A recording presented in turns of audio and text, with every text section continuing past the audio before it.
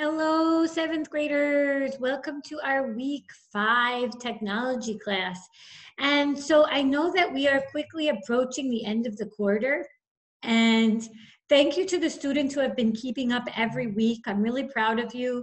I know this is a weird year and, we're not together in person. And I'm sending you these video lessons, but I'm just really proud of you for keeping up with all of the assignments every week. If you've fallen behind, I'm just going to quickly go over just where we are at so that you can catch up this week. And there's still time, you can catch up. Okay, so in our first week of technology class, your assignment was to join our 7th grade Google Classroom. And all of the steps to do that are right here on the website. You click on the link here, you click sign in, I'm a student, join a class, and then you put in the class code. And as long as I see that your first and last name are there and you joined, you get 100 for that. So it's a very, very easy way to get 100. In our week 2, we learned about the topic technology, ethics, and security. You were supposed to choose one of the topics in the Google Classroom for the lesson and complete the exploration questions in a Google Doc. So these are questions that you're researching, and then you're also including the sources where you're finding your information. After you were done with that, you were supposed to create 3 to 5 Google slides presenting on the topic. What did you learn about the topic? And then you were sharing both your Google Docs and Google Slides with my email, eastpca@gmail.com. So that was in our second week. During our third week, we started with second step lesson 1, and your homework was to type up the answers to the lesson 1 questions. And we also started with our typing.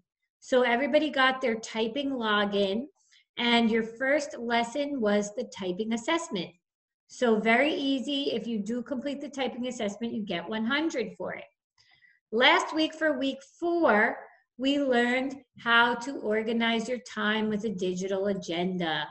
So you were supposed to create a Google Calendar, create an event called School Day, and then create one school-related task, one school-related reminder in your calendar, in your Google Calendar. And then you were supposed to take a screenshot and send it to me in a Google Doc. So you weren't supposed to share the calendar, you were supposed to send a screenshot of showing me the calendar, okay, that you did it. If you did it, you get 100 on that. And then you were supposed to do the quiz at the end of the lesson in the Google Classroom. So if you do all of that, it's 100. If you're missing anything, the grade gets lowered. And then for your typing last week, you were supposed to do the skills builder assignment, okay? Now this week, we're going to be doing second step lesson number 2. And there will be an assignment with that. And you also, for your typing, you will be doing beginner review. So if you look in your assignments, when you go in your 7th grade tech account, you'll see you have 3 typing assignments. So 50% of you did the first one, 21% of you did the second one, and obviously this one I just assigned today. So I would like to see these be 100% done by next week.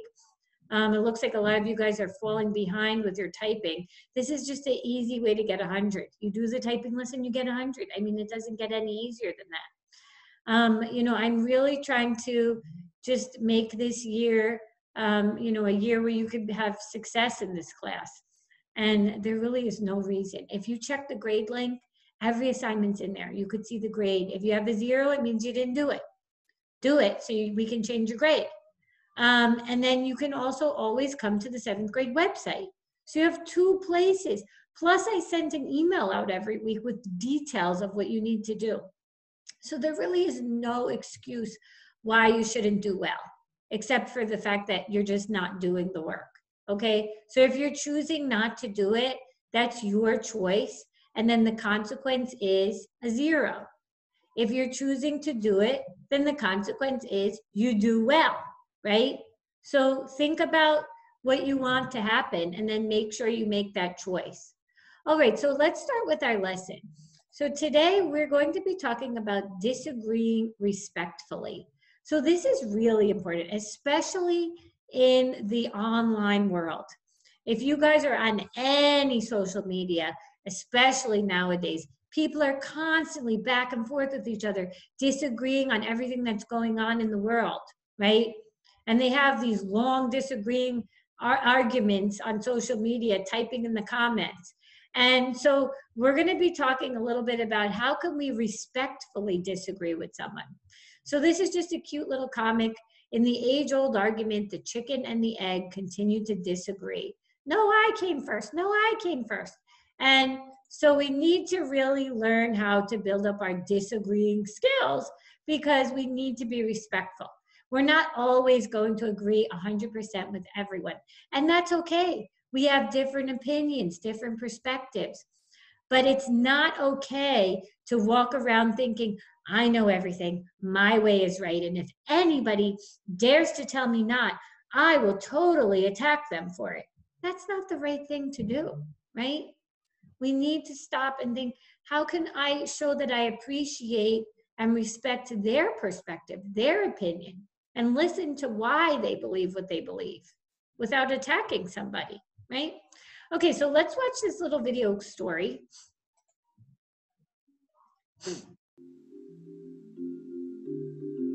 Okay, get with your partners.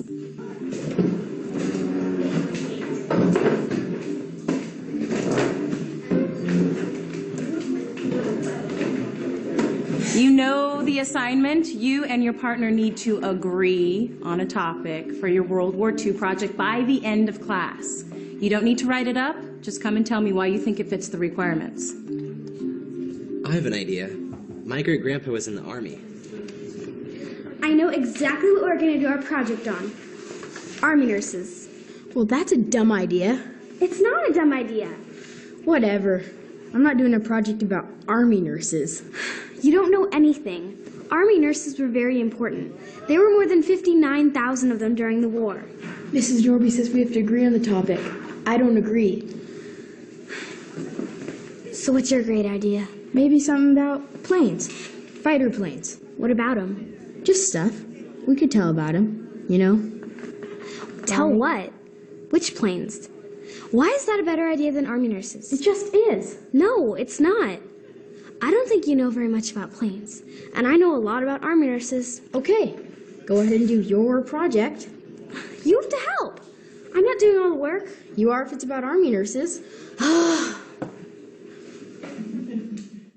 Okay, so we see in this video that how were they communicating with each other? Would you say they were being respectful, disrespectful?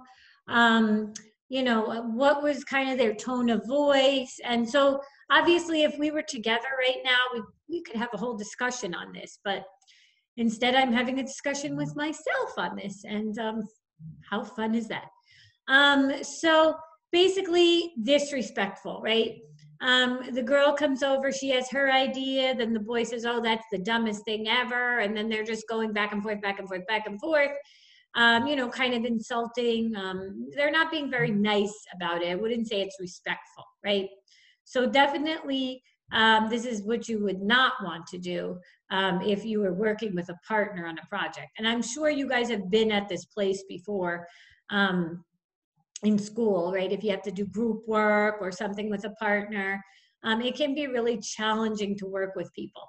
There's some people that we love to work with. They're just so flexible, and they're, you know, they just work well with other people. And then there's other people that it's miserable to work with them. Maybe they don't do anything, or maybe they dominate everything and they just want their way. And it could be really challenging. And as you get older, you know, I remember in college, even in high school, there was so many group projects and things. It was always doing stuff like that. And so I know I had to really learn how to work with all different kinds of people. And then even in the workplace, I mean, I've had so many jobs now. You know, I started working when I was 14. And so if you could imagine, I've had many jobs. And a lot of the times I was on teams with people, and I've had, you know, I've had some pretty mean people that I've had to work with and had to learn how to, you know, work with them. And so you have to really learn how to get some thick skin and be able to, you know, share your ideas and not be afraid that, somebody might completely trash your idea. And are you okay with that? How are you going to handle it? Are you going to go back and attack them? Or are you going to be able to, keep explaining your idea and still be respectful back to them? These are really good skills to start now. Okay, so let's go. So empathy, we talk about this every week, but you do really need to have it when you're working with other people.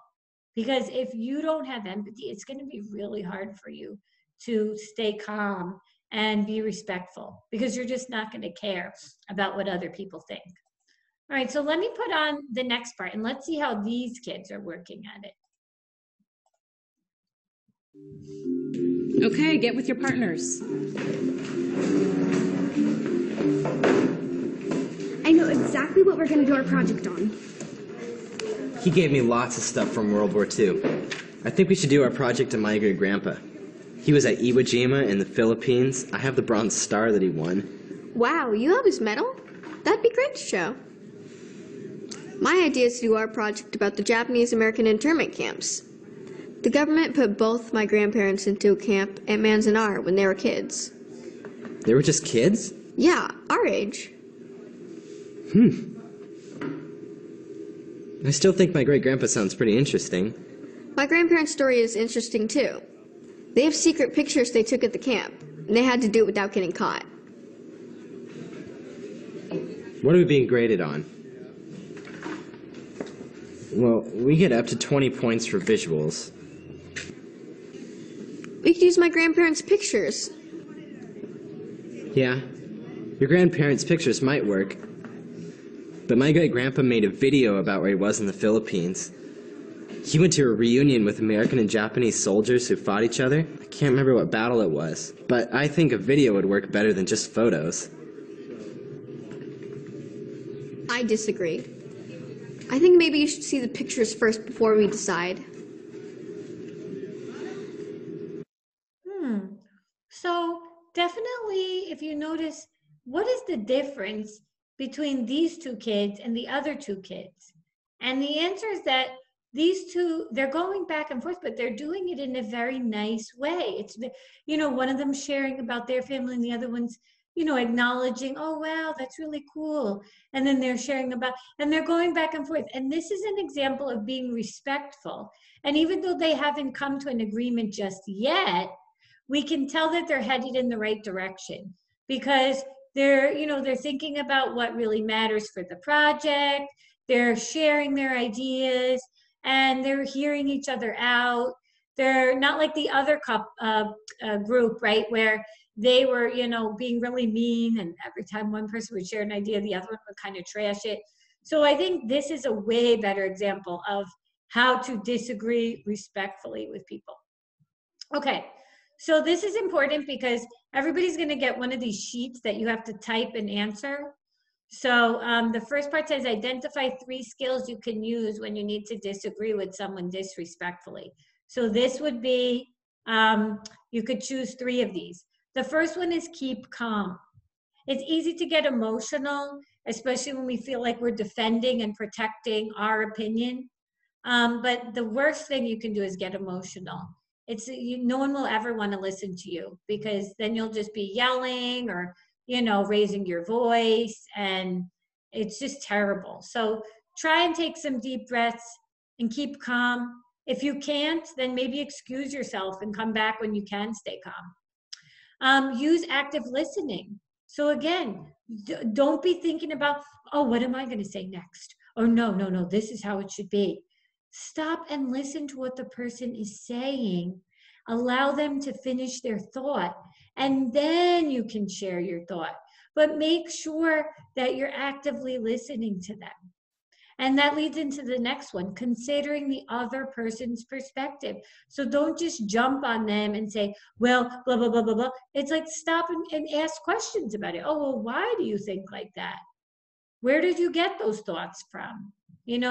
Was there some experience that you had, and this is why you believe what you believe?